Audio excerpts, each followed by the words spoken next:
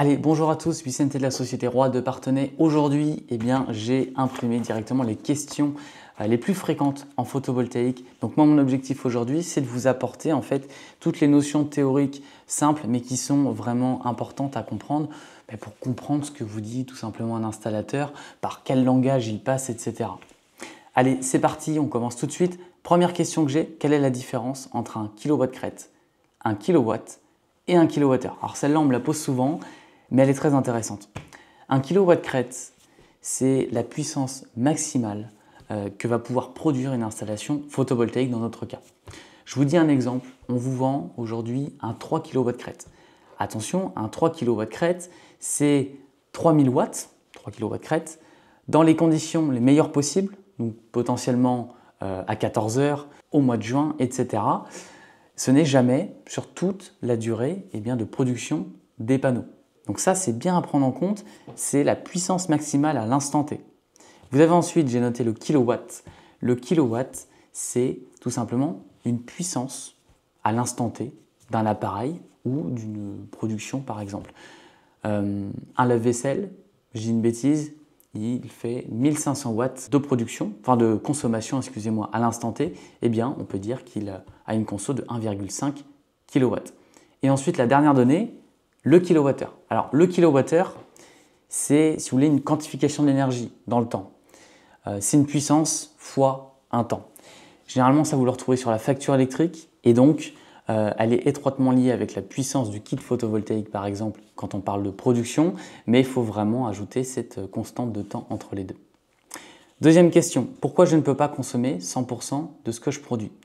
Aujourd'hui, c'est très compliqué, c'est faisable sur le papier, je suis d'accord.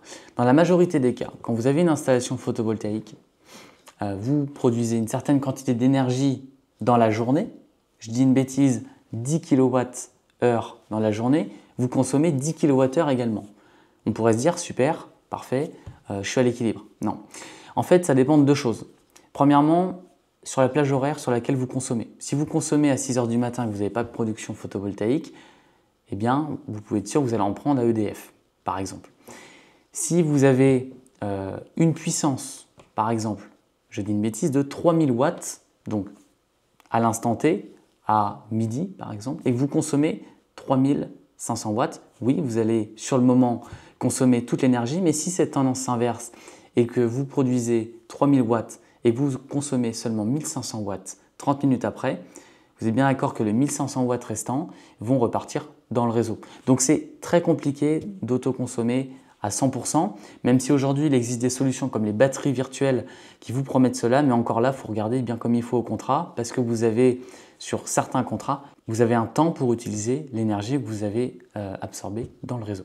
Troisième question, quelle est la durée de vie d'un panneau solaire? Parce qu'on voit souvent des garanties de 25, 30, 35 ans, 40 ans. Effectivement, c'est à prendre en compte, mais il ne faut pas oublier que ce sont des garanties constructeurs avec des garanties performance. Un panneau, il peut vivre bien plus longtemps que ça, par contre, il ne sera pas aussi rentable qu'auparavant. Généralement, on dit qu'entre 25 et 30 ans, un panneau a perdu entre 10, 15 ou même 20% de sa puissance instantanée quand il est capable de l'offrir au maximum. C'est à prendre en compte aussi. Sachez que, comme tout appareil, comme toute technologie, dans le temps, en fait, sa performance diminue.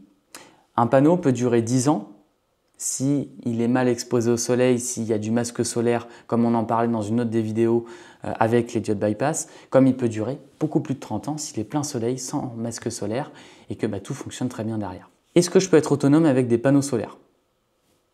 Très compliqué, voire impossible. Donc là, je me suis mis un petit quelque chose, je m'étais rajouté quand même que c'est difficile sans batterie, c'est vrai. On peut le faire sur des sites isolés. Nous, après, ce n'est pas notre corps de métier. Là, on est en dehors de nos compétences à nous. Mais il y a effectivement des acteurs sur le marché aujourd'hui qui proposent ça. Dans la majorité des cas, vous avez toujours besoin d'EDF. Vous avez même besoin à hauteur de peut-être 40 ou 50% sur votre consommation totale sur une année. Ce qui est intéressant dans une installation photovoltaïque, c'est de récupérer au maximum l'énergie sur laquelle vous avez investi, en fait. Ce n'est pas forcément de combler au maximum vos besoins.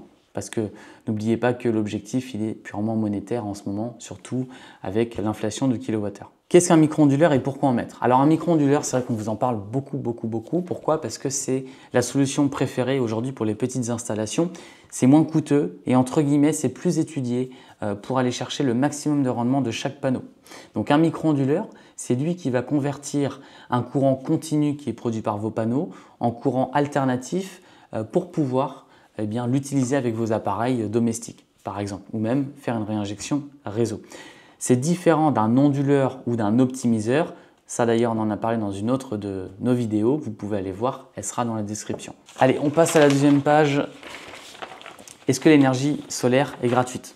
En définition, oui, elle est gratuite, mais elle n'est pas vraiment gratuite tant que vous n'avez pas rentabilisé votre installation solaire.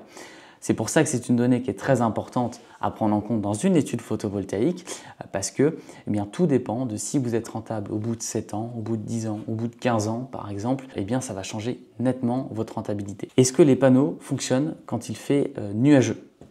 Eh bien oui, la réponse est oui. Par contre, ils fonctionneront bien moins qu'en plein soleil par exemple. Ce qui diffère dans un panneau, alors je l'ai expliqué dans la vidéo sur les panneaux photovoltaïques, la tension reste la même, c'est l'intensité qui change tout dans la production d'un panneau et qui nous permet d'aller chercher de la puissance, donc des watts en fait. Plus il fait soleil, plus il y a d'intensité, plus il y a de puissance, moins il fait soleil, plus c'est nuageux, moins il y aura de puissance. Par contre, vous avez toujours une production. Et ce qui est sympa, c'est que quand il fait pas beau, ça nous est arrivé quand même pas mal de fois l'année dernière, vous avez un pourcentage d'autoconsommation qui est supérieur, vu que vous produisez moins. Quelle puissance choisir pour mon installation? Eh bien, ça dépend de beaucoup de facteurs. En ce moment, on va chercher à sous-dimensionner les installations photovoltaïques. C'est important parce que notre tarif de rachat, il est très faible. Donc actuellement, à l'heure où je vous parle, on est le 20 avril 2025, il est de 4 centimes. Donc autant vous dire qu'il vaut mieux autoconsommer un maximum de sa production. Et pour autoconsommer un maximum, il vaut mieux consommer beaucoup plus que ce que l'on produit. Et donc pour ça, il vaut mieux avoir un 3 kW crête pour une consommation de 8000 kWh à l'année qu'avoir un 6 kg, très clairement. Après, tout dépend de votre philosophie. Certaines personnes vont se dire je préfère avoir plus de panneaux, je préfère investir davantage parce que je sais que le prix du kilowattheure va augmenter par exemple de temps et que je veux spéculer là-dessus. Sachez quand même qu'un investissement en photovoltaïque peut vous rapporter du 5 à 10% par an, entre guillemets en équivalent d'investissement, comparé à un livret A qui lui va vous rapporter 2,4 par exemple. Est-ce que je peux couper mon abonnement EDF? Alors ça rejoint ce qu'on disait tout à l'heure. Non, dans aucun des cas, vous pouvez couper votre abonnement EDF, à part pour les sites isolés qui n'en ont pas du tout ou qui n'ont pas la possibilité d'en faire mettre. Mais là, ce sont vraiment des choses qui sont à part. Le photovoltaïque, c'est vraiment fait pour vous aider en fait dans votre consommation pour apporter une partie. Et puis pourquoi certaines installations ne sont pas rentables? Eh bien, ça dépend de plusieurs choses. On l'a vu juste avant, un mauvais dimensionnement, ça peut être pas du tout rentable pour vous. Je prends un exemple, vous avez 8 kW crête de puissance pour par exemple 9000 kWh de consommer dans l'année. On pourrait se dire youpi, génial, parce que mon kit va produire quasiment 9000 kWh à l'année, donc moi je consomme 9000 kWh à l'année. Je suis à l'équilibre, pas du tout, parce qu'en termes de puissance, alors c'est quand même assez gros et derrière vous allez tout réinjecter dans le réseau, donc là ça peut ne pas du tout être rentable. J'ai même noté mauvaise orientation ou masque solaire. Si vous êtes orienté plein nord, forcément, à part si on vous fait un tarif réduit sur une installation, et encore c'est pas une bonne idée, vous n'allez pas être très rentable. Et puis si vous avez un gros masque solaire qui vous cache en fait la moitié de la production tout au long de la journée, déjà ce ne sera pas rentable parce que vos panneaux vous allez les changer d'ici une dizaine d'années parce qu'ils seront morts. Et puis secondairement, vous n'allez pas du tout produire.